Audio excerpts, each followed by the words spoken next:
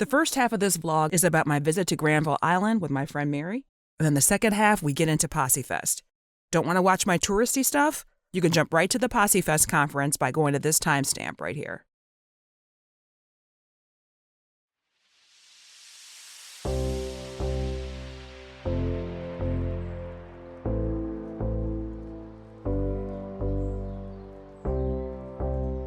I stayed at the Hampton Inn in downtown Vancouver, arriving a day before the conference so that I could do a little bit of sightseeing even though I knew the weather wasn't great. So I met my friend Mary and we went to Granville Island.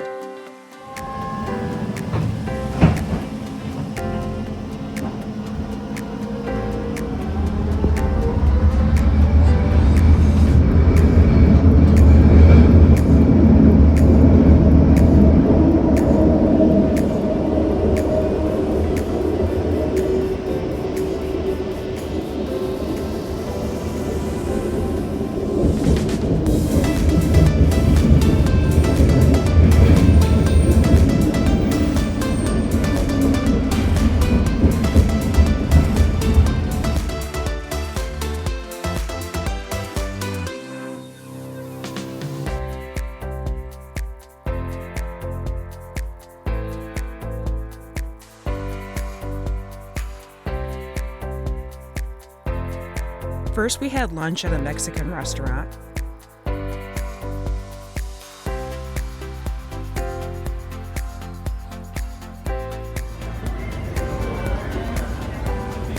Chicken adobo, strawberry mocktail, birria with cheese.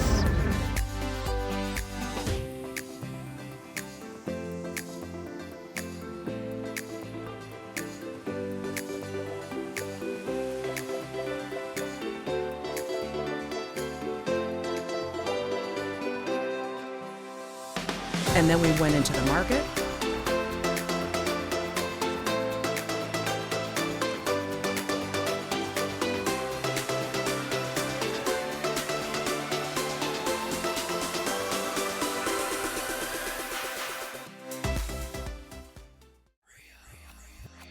And then we got some Rogers chocolates, which I'll show you in a little bit.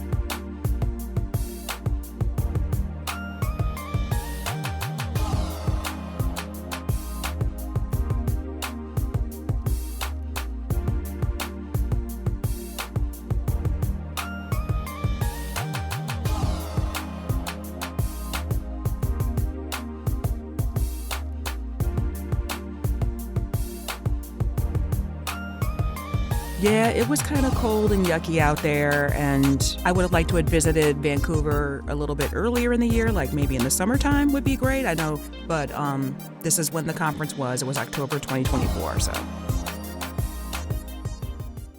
Okay, now for all the candy that I got at Rogers Chocolates. The maraschino cherry, lemon pistachio brittle, white chocolate, eggnog cream, those two were for me, plain chocolate, pecan chews, and then for my dad, actually I gave him the pecan chews as well.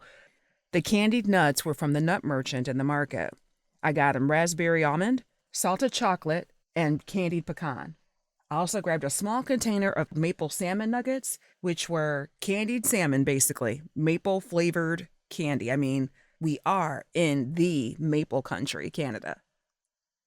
And speaking of maple, 4 spices: maple sugar ground, which I've used in a cheesecake before to my pleasant surprise, Parisian herb and Dijon, Jamaican jerk, poultry, and lemon pepper.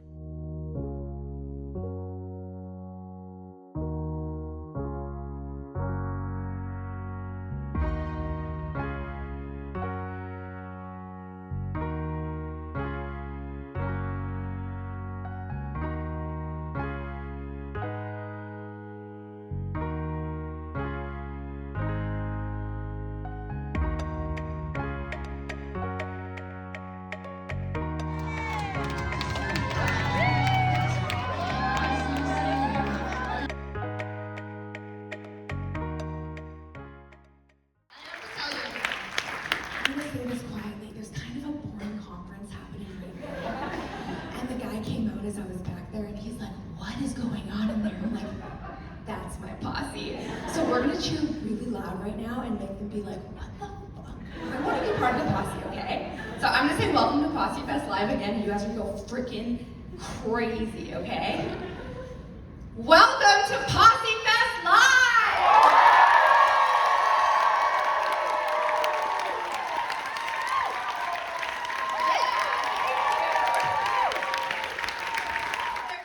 I've included a few clips from the speakers that made the most impact on me, but I do have a short synopsis of all of the speakers and what I got from it on LinkedIn, which is linked in the description box below.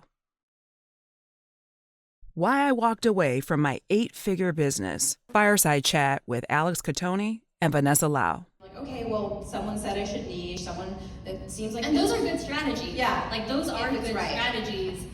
But I think the problem is we only think about the end result. Like, it feels so sexy to have 10,000 clients, but do you actually know what it's like having 10,000 clients and you not knowing a single one of them? It feels sexy to say that you have employees, but do you know what it's like to have employees that have to rely on you? And it's not just the base salary that they're paying, it's the 5 years that they want to be in your company for, and they want to grow in their careers too. Are you prepared for that? Because in my journey, I will say I hired employees way too fast in my journey because I joined a mastermind and it was hire employees, and it seemed like everyone that had a serious business had employees. And I'm not saying employees are bad, I'm just giving an example. Or you have a viral video, but are those people that you actually like? Are those people that you're actually going to serve? And so I think it's important to also get realistic and understand what's on the other side of those big numbers, what's on the other side of having that checklist of things that all these CEO entrepreneurs need to have, because I had them, but then I realized, oh wait, this is like the way to get to an 8 million, I don't like this path. Or maybe even a little less because you're opening up time to travel and to do things.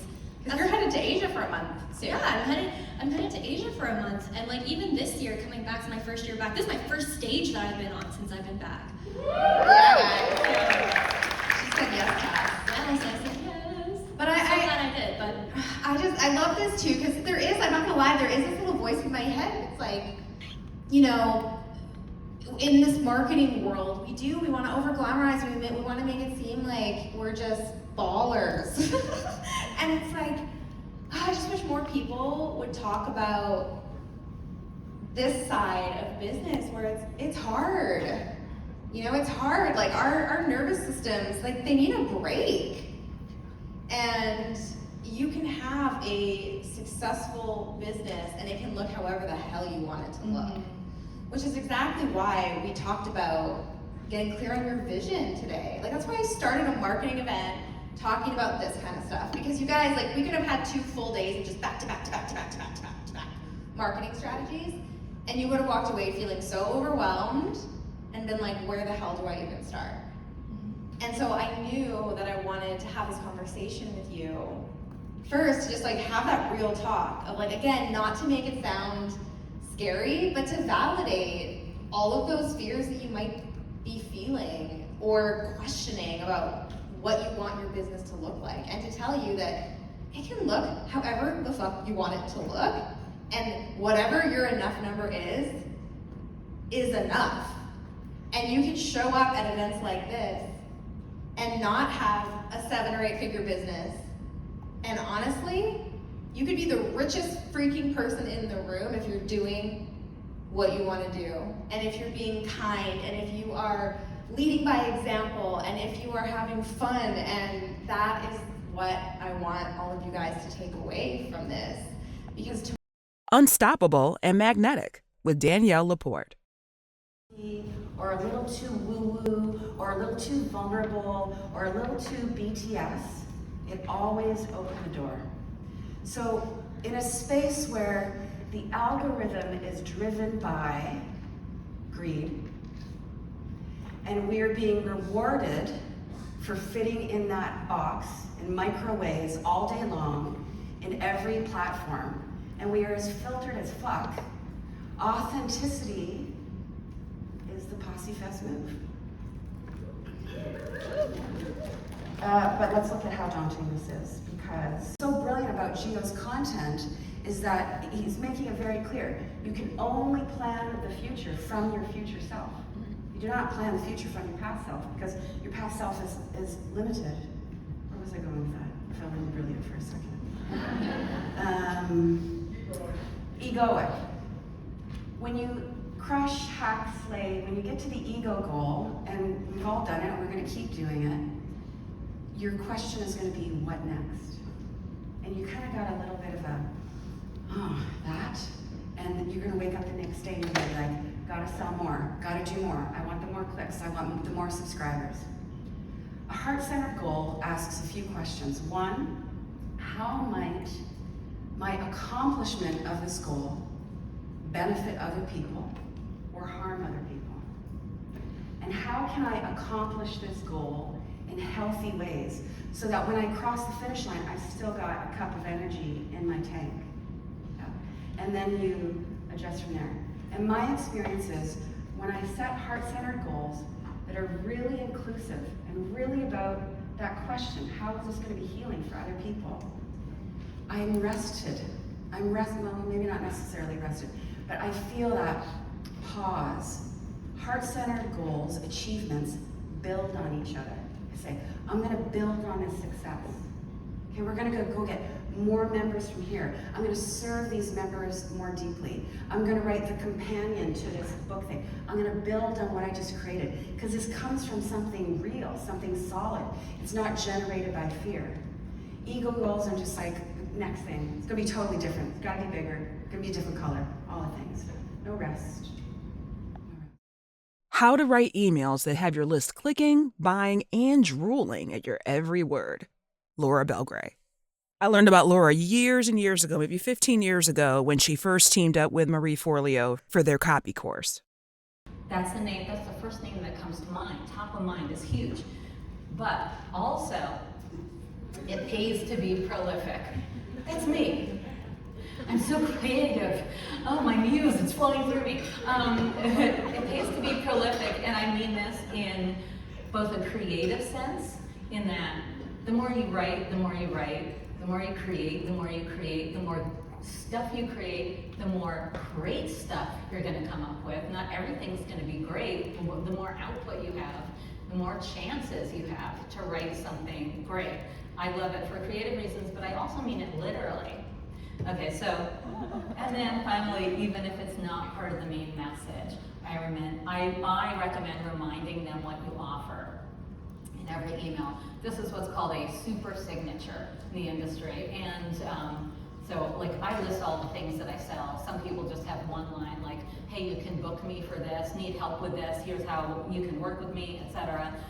I wouldn't say I make a ton of sales from these, but they're one of those touch points to somebody actually buying. It's one of many touch points. So they might click on it, check it out, have it in mind, not buy quite yet, but then next time when I actually promote it, they're like, oh, I've been wanting this.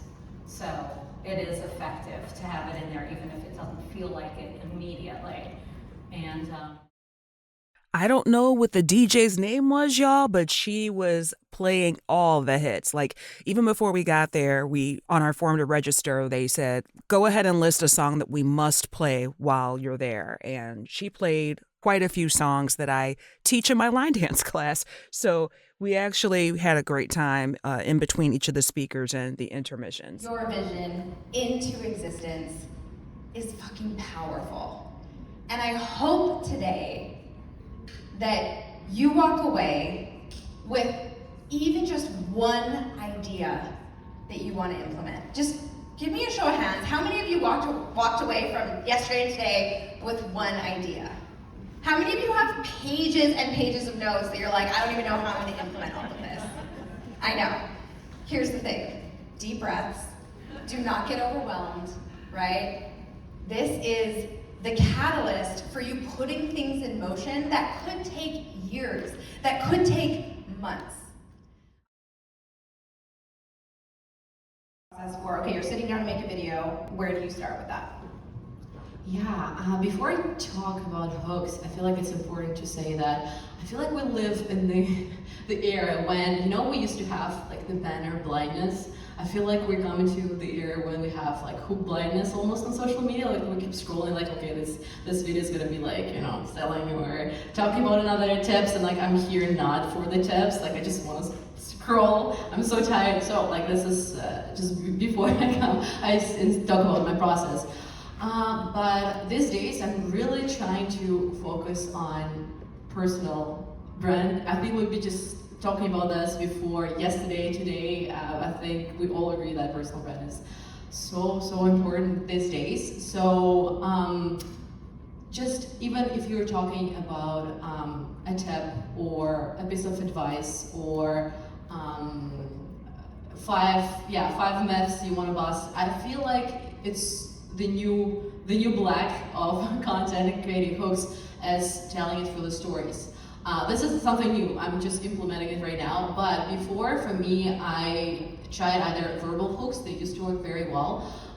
It could be your outfit. It could be something cool you do in the video, like giving a visual when you talk about Coca-Cola and the amount of sugar in Coca-Cola. You put it in front of you, and just trying to be as short and straight to the point as possible. Like I had a video that I posted a couple of years ago, well, a year and a half ago, and it was at 20,000 views at some point, but then I reposted the same video. I just cut out 3 seconds, and it's at 8 million views, and I just checked the stats.